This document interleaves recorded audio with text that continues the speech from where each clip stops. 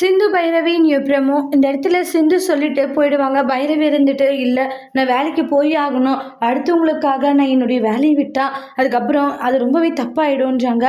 யார் என்ன சொன்னாலும் சரி கண்டிப்பாக நான் வேலைக்கு போய் ஆகணுன்றாங்க. அப்புறம் சிவா ஒரு பக்கம் சாப்பிடாம தூங்காமல் ரொம்பவே கஷ்டப்பட்டுக்கிட்டு இருக்காங்க.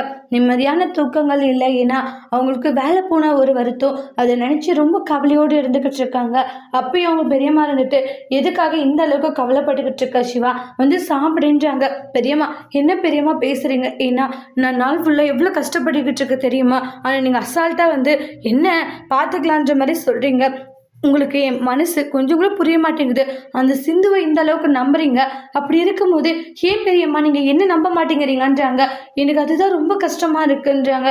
ஏன்னா யாரையோ நம்புறும் போது நீங்கள் தூக்கி வளர்த்தின பையன் அப்படி இருக்க மாட்டான்னு நீங்கள் நம்பல. என்ன இருந்தாலே ஒரு பொண்ணு இப்படிப்பட்ட ஒரு விஷயத்துல போய் சொல்ல மாட்டா சிவா. ஓ, அவள் இப்படி பட்ட ஒரு விஷயத்துல போய் சொல்ல மாட்டான்றதுக்காக அவளை நம்புனீங்க, என்ன நம்பல. சூப்பர் பெரியம்மா, சீக்கிரமாவே உங்க பையன் எந்த தப்பு பண்ணதை நிரூபிக்கிறேன் பெரியம்மா அப்படின்ற மாதிரி சிவா ஃபீல் பண்ணிட்டு பேசிட்டு போகிறாங்க.